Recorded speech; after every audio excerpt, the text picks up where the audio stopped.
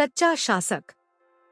कंचन one में शेर सिंह का राज समाप्त हो चुका था, पर वहाँ बिना राजा के स्थिति ऐसी हो गई थी जैसे जंगल राज हो, जिसकी जो मर्जी वह कर रहा था। वन में अशांति, मारकाट, गंदगी इतनी फैल गई कि वहाँ जानवरों का रहना मुश्किल हो गया। कुछ जानवर शेर सिंह को याद कर रहे थे कि जब तक शेर सिंह ने राजपाट संभाला हुआ था, सारे वन में कितनी शांति और एकता थी। ऐसे ही चलता रहा तो एक दिन यह वन ही समाप्त हो जाएगा और हम सब जानवर बेघर होकर मारे जाएंगे। गोलू भालू बोला, कोई ना कोई उपाय तो करना ही होगा, क्यों ना सभी कहीं सहमति से हम अपना कोई राजा चुन ले जो शेर सिंह की तरह हमें पुन एक जंजीर में बांधे और वन में एक बार फिर से अमन शांति के स्वर गूंज उठे।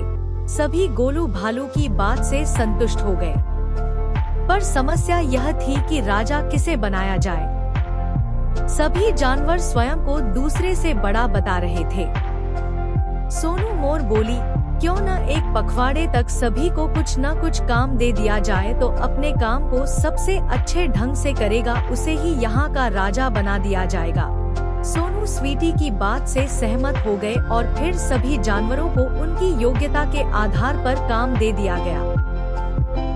बिम्पी लोमड़ी को मिट्टी हटाने का काम दिया गया तो भोलू बंदर को पेड़ों पर लगे जाले हटाने का, सोनी हाथी को पत्थर उठाकर एक गड्ढे में डालने का काम सौंपा गया था और मोनू खरगोश को घास की सफाई की।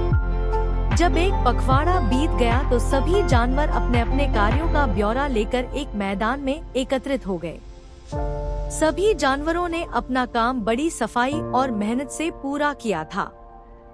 सिर्फ सोनू हाथी था जिसने एक भी पत्थर गड्ढे में नहीं डाला था।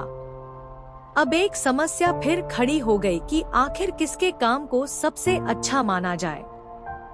बुद्धिमान मोनू खरगोश ने युक्ति सुझाई, क्यों न मतदान करा लिया जाए, जिसे सबसे ज्यादा मत मिलेंगे उसे ही हम राजा चुन लेंगे। अगले दिन सुबह सुबह चुनाव रख लिया गया और एक बड़े मैदान में सभी पशु पक्षी मत देने के लिए उपस्थित हो गए। मतदान समाप्त होने के 1 घंटे पश्चात मतों को गिनने का काम शुरू हुआ। यह क्या? सोनू हाथी गिनती में सबसे आगे चल रहा था और जब मतों की गिनती समाप्त हुई तो सोनू हाथी सबसे ज्यादा मतों से विजयी हो गया। सभी जानवर एक दूसरे का मुंह ताक रहे थे। तभी पक्षीराज गरुड़ वहां उपस्थित हुए और उपस्थित सभी जानवरों को संबोधित करते हुए बोले, सोनू हाथी प्रतिदिन पत्थर लेकर गड्ढे तक जाता था, किंतु जब उसने देखा कि उस गड्ढे में मेरे अंडे रखे हुए हैं तो वह पत्थरों को उसमें न डालकर पास ही जमीन पर एकत्रित करता रहा। सोनू ने अपने राजा बनने के लालच को छोड़ एक जीव को बचाना ज्यादा उपयोगी समझा।